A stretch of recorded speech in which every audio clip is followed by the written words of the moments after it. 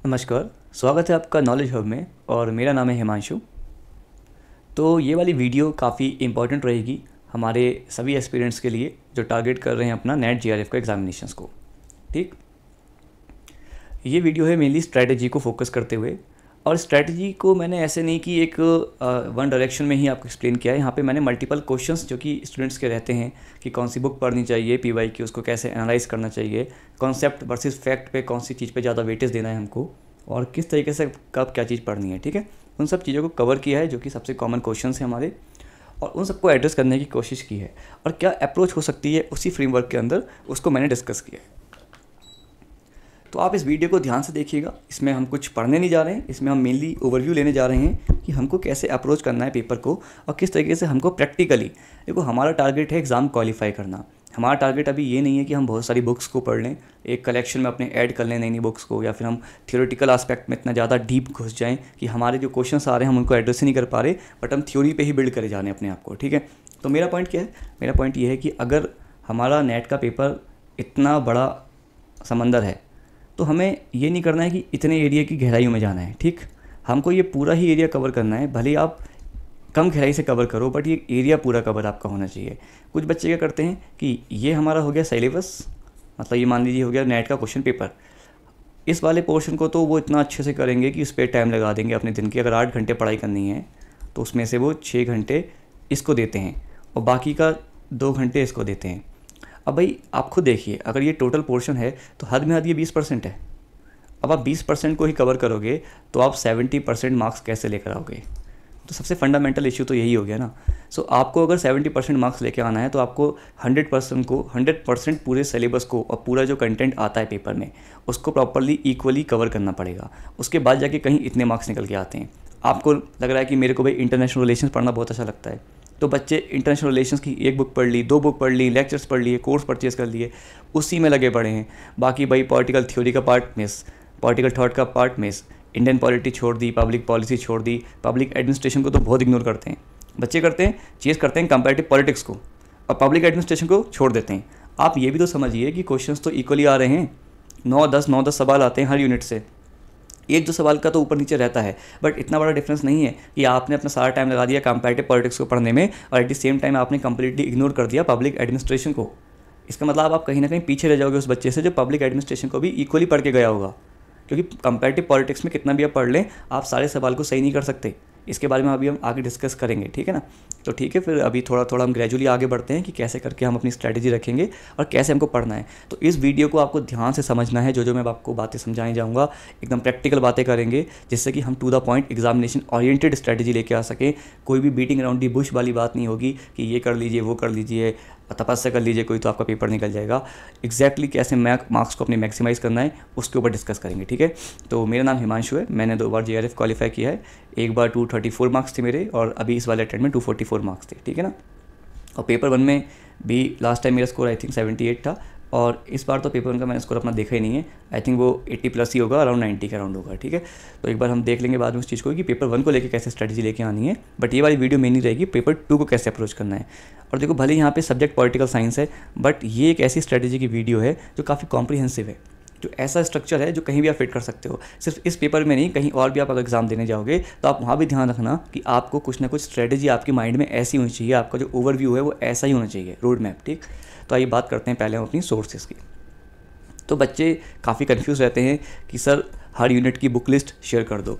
यार अब देखो प्रैक्टिकली एक बात देखना, 10 यूनिट हैं और एक एक बुक तो पढ़ोगे एटलीस्ट, है ना।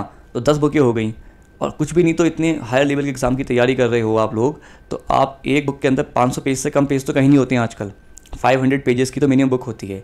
अब आप एक दिन में बहुत अच्छी रीडर भी हो ना, तो अच्छी तरीके से 50 से 60 पेज ही कवर कर सकते हो पर डे के हिसाब से। तो आप खुद हिसाब लगा लो, आप अगर आप इसी चीज़ में अटक के रह गए तो आपको अराउंड 3 महीने तो इसी चीज़ में रह जाएंगे कि हम किस तरीके से अपनी बुक्स कवर कर रहे हैं, ठीक है। मतलब 5000 पेजेस आपको टोटल कवर करने होंगे, है ना, 10 बुकों के हिसाब से। और एक दिन में जब आप बस 50 पेज कवर कर सकते हो तो 100 डेज तो आपके इसी में चले गए बुक कवर करने में, मतलब 3 महीने से भी ऊपर का टाइम। आप खुद बताओ मेरे को, जो बच्चे ये वाला सेशन टारगेट करने की सोच रहे हैं, जनवरी फरवरी में जो पेपर होने वाला है, आप बुक पढ़ सकते हो कि सर सारी यूनिट की एक बुक बता दो, हम बुक पढ़ लेंगे। और ये तो तब है जब आप 50 से 60 पेज डेली पढ़ लोगे और उसके बाद भी आपकी बस एक रीडिंग हो पाएगी। और ये बात मैं आपको अपने एक्सपीरियंस से कह रहा हूँ कि किसी भी बुक को एक बार पढ़ने से कुछ भी याद नहीं रहता है। एक बुक की 4 से 5 रीडिंग जाती हैं, तब जाके उसका जो एक्चुअल मीनिंग होता है वो निकल के आता है। और मैं हमेशा एग्जांपल देता हूँ किसी भी चीज़ को पढ़ने के लिए, जो हमारे पास पोस्ट मॉडर्निस्ट थिंकर थे डेरिडा, उनका एक कॉन्सेप्ट है डीकंस्ट्रक्शन का, ठीक है ना। वो क्या कहते हैं कि किसी भी टेक्स्ट को आप जितनी बार पढ़ोगे उतनी बार उसका नया मीनिंग निकल के आएगा। तो ये चीज़ हमारे रियल लाइफ में भी एप्लीकेबल है। डीकंस्ट्रक्शन आपको करना पड़ेगा बुक्स का भी। जैसे लक्ष्मीकांत एक बुक है पॉलिटी में, मैंने उसको 10 से 20 बार पढ़ रखा है। तो जब मैंने वो फर्स्ट या पहली 2 बार पढ़ी थी तो मुझे समझ में नहीं आता था क्या रहा है। फंडामेंटल राइट्स तो मेरे सर के ऊपर से जाते थे। बट जब चौथी, पाँचवीं, छठी बार पढ़ते पढ़ते हम आए वहाँ पे, तो वो कहीं ना कहीं मीनिंग डीकंस्ट्रक्ट होना स्टार्ट हुआ कि यार एक्चुअल में फंडामेंटल राइट्स का फिलॉसफी क्या है, किस तरीके से वो लिबरलिज्म से कनेक्टेड है, कैसे वो सोशलिज्म के अगेंस्ट में है, कैसे वो इंडिविजुअलिस्टिक है, कलेक्टिव नहीं है। ये सारी बातें इंसान को तभी समझ में आती हैं जब वो मल्टीपल रीडिंग्स देता है, फैक्ट को डीकंस्ट्रक्ट करता है। तो देखो, अपना पॉलिटिकल साइंस के कॉन्सेप्ट्स रियल लाइफ में एप्लीकेबल है पहली बात तो, और डेरिडा का ये वाला कॉन्सेप्ट आपको अपनी पढ़ाई में जरूर अप्लाई करना है। अब ये एक रीडिंग करोगे आपके 3 महीने हो गए, आप 5 रीडिंग क्या 1 साल में करोगे? मतलब आपको 1 साल लग जाएगा अच्छी तरीके से 10 बुक कवर करने में, और 1 साल में तो 2 बार 3 बार पेपर हो जाएगा, बल्कि आने वाले 1 साल में तो इतना टाइम नहीं है ना, रिक्वायर्ड है। इसलिए मैं आपको कहता हूँ बुक अगर आपको पढ़नी ही है तो देखो ओपी गोवा पढ़ो, पॉलिटिकल थ्योरी के लिए बहुत अच्छी बुक है। इसमें आपके जो कॉन्सेप्ट्स हैं वो बिल्ड हो जाएंगे। और दूसरी अच्छी बात ये, ओपी गोवा के अंदर स्टेटमेंट्स, थिंकर्स की कमेंट्रीज ये भी दे रखी हैं। तो जो पॉलिटिकल थ्योरी से रिलेटेड कुछ क्वेश्चंस आते हैं कि this statement has been made by which of the following thinker, तो ऐसे क्वेश्चंस कवर हो जाएंगे, ठीक। दूसरी बुक हमारी आ जाती है एंड्रू हेवुड। एंड्रू हेवुड बहुत अच्छी बुक है आईआर की थ्योरीज को समझने के लिए। और दूसरी बात, इंटरनेशनल रिलेशंस के जो भी डायनेमिक्स हैं उनको समझने के लिए भी एंड्रू हेवुड बहुत अच्छी बुक है। एक बार इसको पढ़ लोगे, और दूसरी बात ये इंटरेस्टिंग बहुत है, इसमें आप बोर बिल्कुल नहीं होगे एंड्रू हेवुड को पढ़ते हुए। और इसमें दे रखे होते हैं बॉक्सेस जिसके अंदर होते हैं फैक्ट्स कि भाई रशिया ने बुल्गारिया के अंदर किस सन में, किस ईयर में इन्वेड किया था, क्या रीज़न था, और वो जो पीछे लड़ाई थी कोसोवो को लेकर जिसमें नाटो का इंटरवेंशन था वो किस साल में थी, कौन से सियरा लियोन के अंदर कब आपका नाटो की यूएन की पीस कीपिंग फोर्सेस गई थी। तो ऐसे कुछ फैक्ट जो हैं ये एंड्रू हेवुड के इस वाले बॉक्सेस में दे रखे हैं जहाँ से सीधे नेट के अंदर क्वेश्चन आते हैं। और मैंने आपको ये क्यों मेंशन किया, क्योंकि हमें करनी है एग्जाम ओरिएंटेड तैयारी, सीधे टारगेट करना है हमें पेपर को, क्वेश्चंस को। तो आप उन बॉक्सेस को पढ़ोगे, वहाँ से आपकी जो क्रोनोलॉजी हो गया, छोटे मोटे फैक्ट्स जो पूछे जाते हैं नेट के पेपर में, वो सब कवर हो जाएंगे यहाँ से आपके, ठीक। तो ये 2 बुक्स की जो आपका कॉस्ट बेनिफिट रेशियो है ना, ये बहुत हाई है। बाकी किताबें भी होती हैं और सब्जेक्ट में भी, जैसे पब्लिक एडमिनिस्ट्रेशन की भी एक आती है लक्ष्मीकांत, लेकिन उसका कॉस्ट बेनिफिट इतना नहीं है ना। 1000 पेज की बुक है यार, आप उसको पढ़ोगे 10 बार पढ़ पाओगे तो जाके तो याद रहना स्टार्ट होंगी आपको चीज़ें, फिर इतने में टाइम ही निकल जाएगा। और 10 क्वेश्चन आते हैं, उसमें से 8 क्वेश्चन तो बहुत आराम से PYQ को अच्छे से सॉल्व करोगे तो आपके हो जाएंगे कवर। और 2-3 सवाल और सॉल्व करने के लिए आपको कुछ यूट्यूब पे लेक्चर्स होते हैं, जैसे कि कॉम्प्रिहेंसिव मैराथन क्लासेस होती हैं पब्लिक एडमिनिस्ट्रेशन पे, उसको देख लो, कवर हो जाएगा। तो एग्जाम्पल हो गया ये किस तरीके से बुक्स को लिमिटेड करना है, और जो मल्टीपल सोर्सेज हैं जैसे PYQ है या फैक्चुअल PDF हैं, कुछ हमारे कई सारे यहाँ पे एडुकेटर भी हैं इस फील्ड में जिन्होंने अपने गाइड दे रखी हैं, उन गाइड्स को आप फॉलो कर सकते हो, ठीक है। जैसे एडुसीकर वाले भी हैं, ऑल साइंस हेल्प वाले भी हैं, इनमें से आप किसी की गाइड रेफर कर लो। वहाँ से आपका क्या होगा, फैक्ट या वो गाइड्स कुछ नहीं होती, वो PYQ बेस्ड ही होती हैं, वो PYQ के बेसिस पे ही वो कहीं ना कहीं बनाते हैं उसको, और वो काफ़ी हेल्पफुल रहती हैं। इसलिए तो किताबें बहुत ज़्यादा चेज़ नहीं करनी है। बाकी आपको मैं एक साइट रिकमेंड करूँगा जो कि मैं हमेशा से करता आ रहा हूँ, उसका नाम है पॉलिटिक्स फॉर इंडिया PSIR। ये साइट काफ़ी अच्छी है क्योंकि इस साइट के अंदर नोट्स को है, शुभ्रा रंजन मैम के नोट्स को रीऑर्गेनाइज कर दिया इन लोगों ने। और पॉलिटिकल साइंस के अंदर कॉन्सेप्ट को समझने के लिए शुभ्रा रंजन मैम के जो नोट्स हैं वो काफ़ी बढ़िया चीज़ है।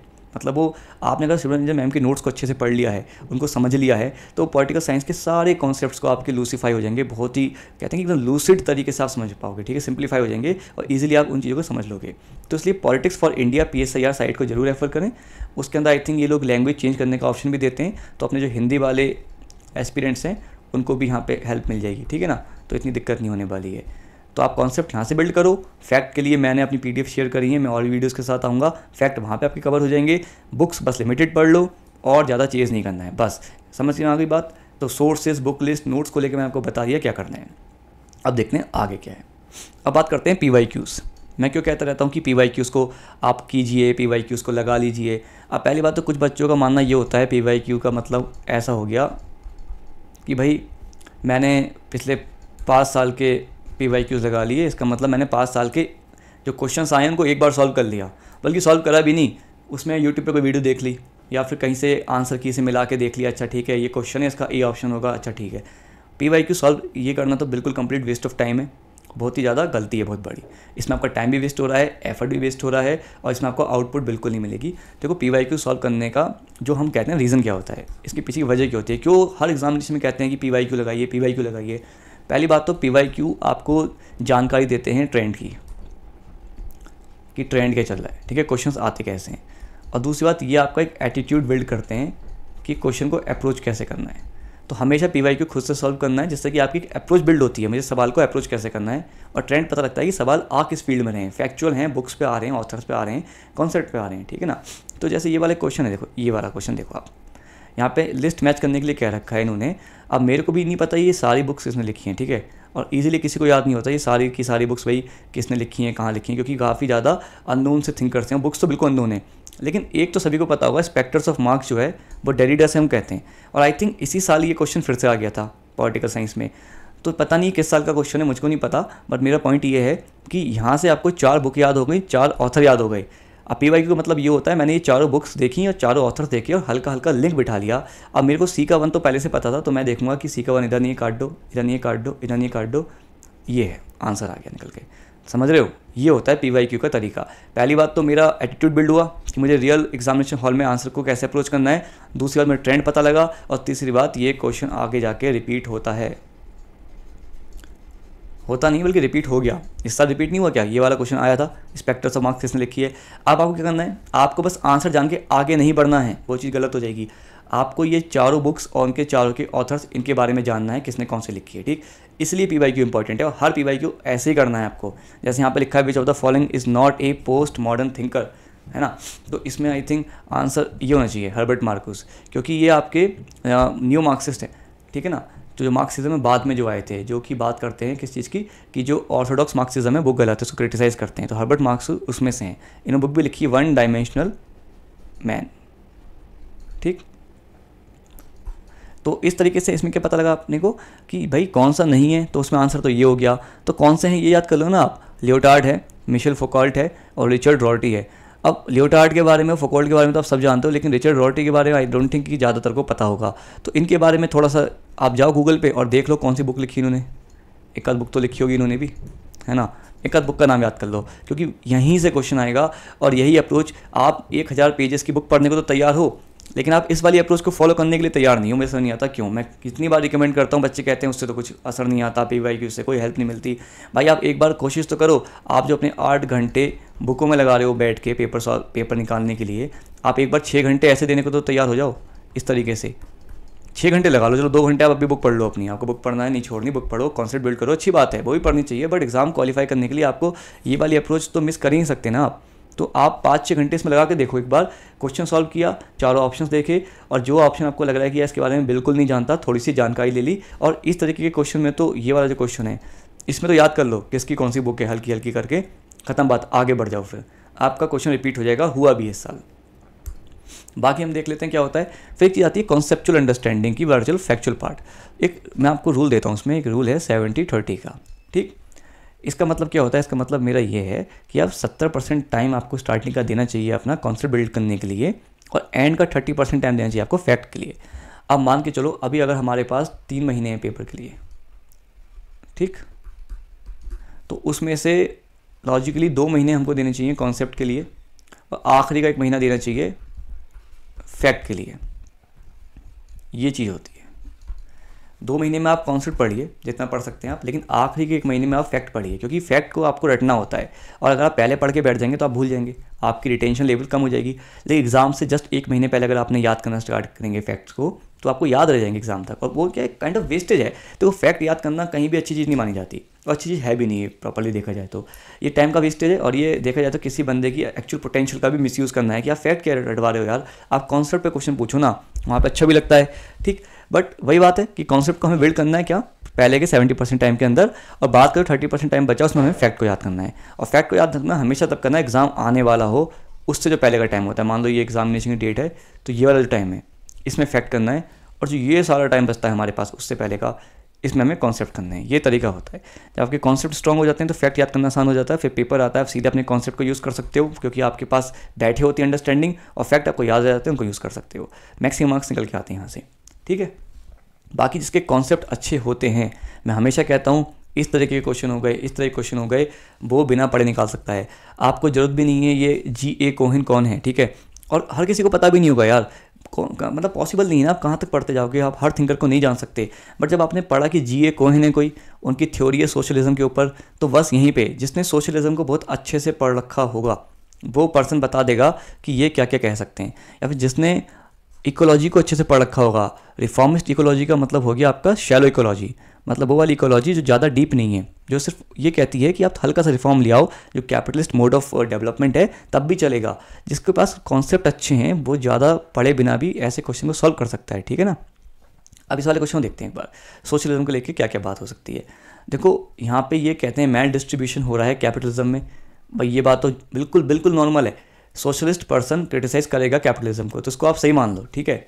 दूसरी बात क्या है यहाँ पे, अब देखो जॉन रॉल्स आप कितना भी कहो ये थे एक लिबरल थिंकर, ठीक है, क्योंकि इन्होंने सबसे ज़्यादा प्राइमेसी दी थी to the individual thinking, individual rights. इन्होंने सोशल कॉन्ट्रैक्ट थ्योरी को रिवाइव कर दिया था जब इन्होंने वेल ऑफ इग्नोरेंस दिया था, और अपना जो ओरिजिनल पोजीशन की बात करी थी वहाँ पे इन्होंने सोशल कॉन्ट्रैक्ट की बात ले आए थे। और ये हमेशा मानते थे कि इंसान के जो राइट्स हैं, इंडिविजुअल राइट्स हैं, इसलिए लिबर्टी को सबसे पहले रखा। जो लेक्सिकल ऑर्डर था जॉन रॉल्स का, उसमें भी लिबर्टी को, फिर इक्वालिटी को, और फिर डिफरेंस प्रिंसिपल को लेकर आइए। सबसे पहले थी लिबर्टी इनके लिए, फिर आती थी इनके लिए इक्वालिटी, और फिर आता था डिफरेंस प्रिंसिपल। तो इसलिए जॉन रॉल्स थे तो हार्ड को लिबरल ही, भले उनकी आइडियाज़ कितनी भी हमको लगे इगैलिटेरियन है, बट वो लिबरल ही थे, ठीक है। तो deep inegalitarian structure of the John Rawls theory, तो इन्होंने इस चीज़ को भी बाहर निकाल के लाए। इन्होंने कहा कि जॉन रॉल अपने आप को दिखाते तो हैं कि उन्होंने बहुत अच्छी थ्योरी दे दी, बट उन्होंने सोशलिस्ट लोग इसको भी क्रिटिसाइज़ करेंगे। क्यों करेंगे? क्योंकि जॉन रॉल एक लिबरल थे, और एक सोशलिस्ट हमेशा एक लिबरल को क्रिटिसाइज़ करेगा, और यहाँ पे क्रिटिसिज्म लिखा हुआ है किसका? जॉन रॉल का, तो ये भी सही हो गया। बाकी मार्केट सोशलिज्म, ये तो बहुत ही अंडरस्टूड पॉइंट है। मार्केट सोशलिज्म मतलब ये हो गया कि सोशलिस्ट हम रहेंगे, बट हल्का सा जैसे चाइना बेस्ड सोशलिज्म है उस तरीके की थ्योरी को ही सपोर्ट करते हैं, ठीक। लेकिन आप इस वाले पॉइंट को देखो, बी वाले को, genuine fraternity promulgated by the liberal egalitarian. अब लिबरल इगैलिटेरियन को एक सोशलिस्ट क्या इतना सपोर्ट करेगा, इतनी तारीफ करेगा? कभी नहीं करेगा। इसलिए बिना जानकारी के भी हमें पता लग जाता है ये वाला स्टेटमेंट रॉन्ग है, और ये पूछा गया है not an element, that means B is the option that we are looking for, ठीक है ना। इसको आप एक बार खुद सॉल्व करके देखना, ये तो और भी इजी है, ये तो फिर भी टफ था, और ये तो और भी इजी है, ठीक है ना। इसमें तो आप एलिमिनेशन लगाना थोड़ा सा, ठीक, तब आपको समझ में आएगा। अब हम कॉन्सेप्चुअल अंडरस्टैंडिंग वाली बात में बात कर ली, कैसे हमारे अगर कॉन्सेप्ट अच्छे होंगे तो हम इस तरीके के क्वेश्चंस को निकाल सकते हैं। और कॉन्सेप्ट अच्छे करने के लिए जो मैंने आपको थोड़ी सी 2 बुक्स बताई हैं उसको आप पढ़ लेना, और साथ में जो मैंने आपको साइट रेफर करी है वहाँ से आप अच्छे से पढ़ लेना। वहाँ से आप सोचोगे एक बार रीडिंग कर लूँगा तो कुछ समझ में नहीं आएगा, आपको मल्टीपल रीडिंग्स देनी पड़ेंगी, तब आपको समझ में आ जाएगा, ठीक। उसके बाद हम बात कर लेते हैं कंपैरेटिव पॉलिटिक्स की। भाई कंपैरेटिव पॉलिटिक्स का खेल समझो। आई थिंक ये तो सिलेबस में इसलिए रखा हुआ है कि बच्चों को उलझा दो, बच्चों का टाइम वेस्ट कराओ, बच्चे बुक्स पढ़ते रहें कंपैरेटिव पॉलिटिक्स की, और उसी बीच हम क्या करें, दूसरे क्वेश्चन डाल दें और बच्चों की मार्क्स कम हो जाएं। कुछ नहीं है, देखो कंपैरेटिव पॉलिटिक्स का गणित मैं आपको समझाता हूँ थोड़ा सा। यहाँ ले लो, 10 सवाल आते हैं मान लो। मैंने एक चीज़ ऑब्जर्व करी है पिछले 1.5 से 2 सालों में कि कंपैरेटिव पॉलिटिक्स का पेपर हर साल जो क्वेश्चंस आते हैं डिफिकल्ट ही आते हैं as compare to the other units. बाकी यूनिट्स फिर भी आसान आती हैं या डूएबल आती हैं, लेकिन कंपैरेटिव पॉलिटिक्स के अंदर 10 में से 8 सवाल मुश्किल होते हैं या 7 सवाल मुश्किल होते हैं, बाकियों में 10 में से 3 सवाल मुश्किल होंगे। तो कंपैरेटिव पॉलिटिक्स बहुत कॉम्प्लिकेटेड है, और इसी चीज़ का डर बनाया जाता है। अब डर बन जाता है तो बच्चे करते हैं सर कंपैरेटिव पॉलिटिक्स बता दो, बस यही पढ़ूंगा, कुछ नहीं पढ़ूंगा, मैं 9 की 9 यूनिट्स को इग्नोर करने को तैयार हूँ, लेकिन मेरी आप कंपैरेटिव पॉलिटिक्स ऐसे करा दो कि मेरे इसमें 10 में 10 सवाल सही हो जाएं। तो भाई आप ये बताइए, आपको क्या 20 नंबर लेके आने हैं क्या? बस 20 नंबर लाने से आपका पेपर निकल जाएगा? कुछ भी नहीं होगा। आप 9 यूनिट्स को इग्नोर कर रहे हो, इसकी वजह से इस पे आप 2 बुकें पढ़ रहे हो, इग्नू का मटेरियल पढ़ रहे हो, अलग अलग यूनिवर्सिटीज़ का मटेरियल पढ़ रहे हो, कहीं से कोई क्वेश्चन आ गया तो वो सोर्स निकाल डाला, वो बुक खरीद ली, वो बुक पढ़ डाली। जी नहीं, कंप्लीटली बिल्कुल गलत अप्रोच है। इस अप्रोच को आपको बिल्कुल ख़त्म करना पड़ेगा, है ना। अब देखो सिंपल सा गणित समझो, 10 क्वेश्चन आ रहे हैं, डिफिकल्ट लेवल हमेशा इसका मॉडरेट से ऊपर ही होता है, मतलब टफर साइड पे होते हैं, ठीक है।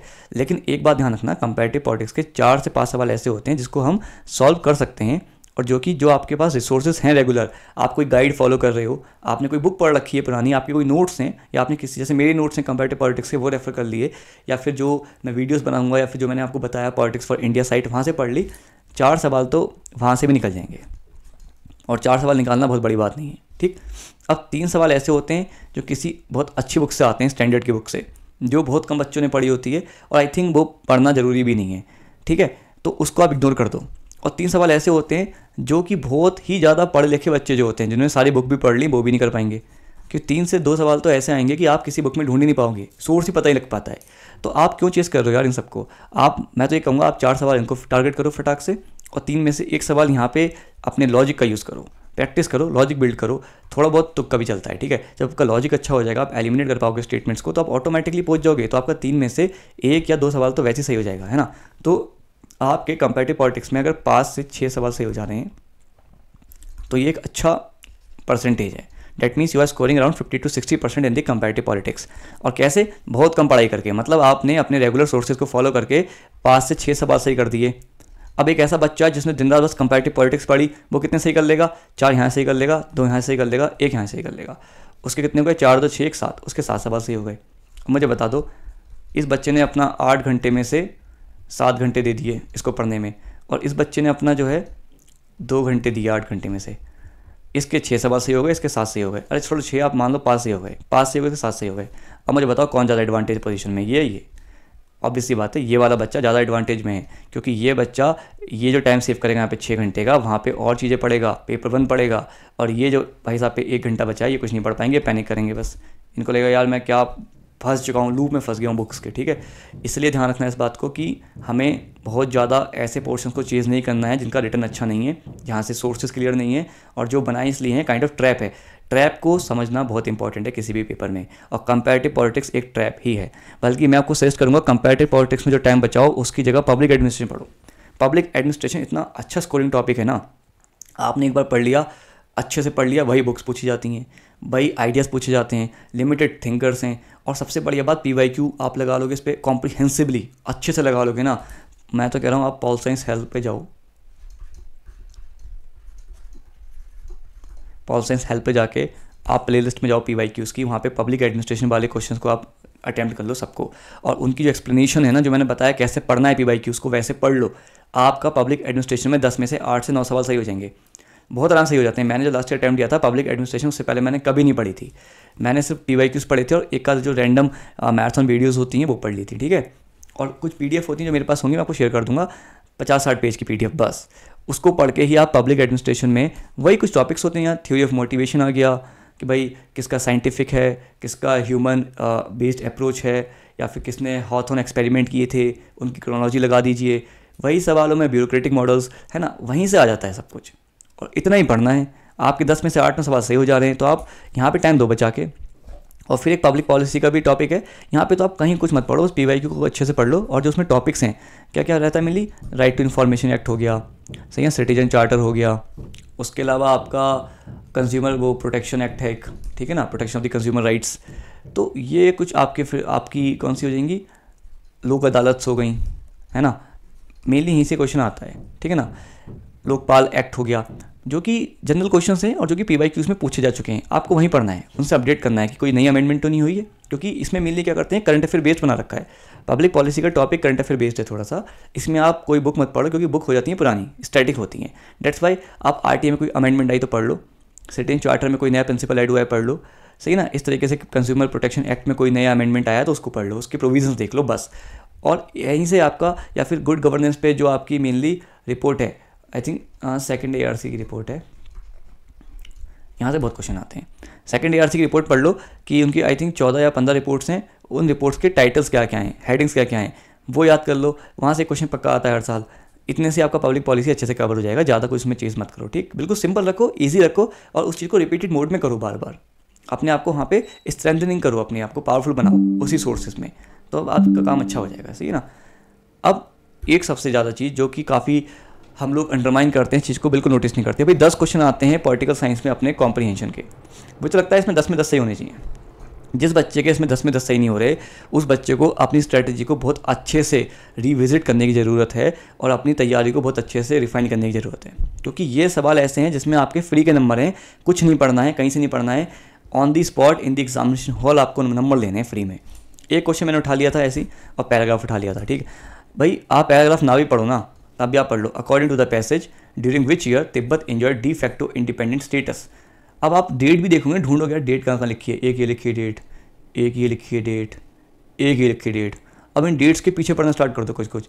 Particularly in the view of Tibet having enjoyed de facto independence status from, अच्छा लो आ गया 1913 से 1951, बस ये आ गया आपका पूरा एक क्वेश्चन सही हो गया। इतने आसान क्वेश्चन को आप मिस नहीं कर सकते, और ये 10 के 10 सवाल ऐसे ही थे और हर बार ऐसे ही होते हैं। कितने भी आप पेपर उठा के देख लो पॉलिटिकल साइंस के, पैसेज हमेशा बहुत ईजी आता है। जो बच्चा यहाँ पे मिस कर रहा है वो कॉम्पिटिशन में खुद को अपने आप पीछे करा रहा है। ठीक, अब देखो ये तो हो गई एक overview strategy regarding how to approach the paper of the political science. और भी जगह पे आप इसको अप्लाई कर सकते हो। मैंने आपके जो मेजर क्वेश्चंस हैं उनको एड्रेस कर दिया है यहाँ पे, और कैसे सोर्सेज हमें फॉलो करने हैं 2-3 मैंने आपको सोर्सेज मेंशन किए हैं, जिसमें मैंने खुद की नोट्स की बात भी करी है, politics for India PSIR site की बात करी है, पॉल साइंस हेल्प की बात करी है, एडुसीकर की बात करी है, और एक आई थिंक सार सक्सेस या सार कॉन्सेप्ट करके एक पेज है, वहाँ पर छोटी छोटी फैक्चुअल वीडियोज़ हैं, ठीक है ना, वो भी आप रेफर कर सकते हो। और एडुसीकर के ऊपर तो मैंने खुद की बहुत सारी वीडियोस बना रखी हैं नेट JRF के लिए, उनको आप रेफर कर लो, आपके कॉन्सेप्ट्स बहुत अच्छे से बिल्ड हो जाएंगे, क्योंकि मैंने वहाँ पे कॉन्सेप्चुअल ही चीज़ों पे वर्क किया है, रियल लाइफ एग्जांपल्स दिए हैं। एक तो बहुत ज़्यादा इंटरेस्टिंग वे में बनाई है वीडियोस, दूसरी बात वो एग्जाम ओरिएंटेड है, ठीक है। मेरी खुद की वीडियोस हैं एडुसीकर पे, आप उसको गो थ्रू करो, आपको बहुत अच्छा लगेगा। तो ये स्ट्रेटजी फॉलो कर लो। इसके बाद मेरा दूसरा एम ये है कि मैं आपको यूनिट वाइज लेकर आऊँ कि 10 यूनिट हैं तो किस यूनिट को कैसे कवर करना है, किस यूनिट पे कौन से क्वेश्चन पूछे जाते हैं, और किस यूनिट को किस तरीके से हमें अप्रोच लेके चलनी है। ठीक, मैं अब यूनिट वाइज वीडियो लेके आऊँगा। ये तो मेरी एक हॉलिस्टिक वीडियो थी जो कि ओवरव्यू देने के लिए थी कि कैसे हमें लेकर चलना है। तो PYQs को बिल्कुल नहीं भूलना, PYQs को वैसे सॉल्व करना है जैसे मैंने बताया है, ठीक है। बाकी कोई आपका कंसर्न है, क्वेरी, आप पूछ लीजिए इजीली। और बाकी मेरा खुद का टेलीग्राम चैनल भी है जहाँ पे मैं फ्री में नोट्स, स्ट्रेटजी सब कुछ शेयर कर रहा हूँ, जिसका नाम है NetSetGo हिमांशु। आप सर्च कर लो और कमेंट बॉक्स में या डिस्क्रिप्शन में उसका लिंक डाल दूंगा, आप उसको फॉलो भी कर लेना, ठीक है। तो बाकी पढ़ते रहिए और अपना ध्यान रखिए। Thank you so much.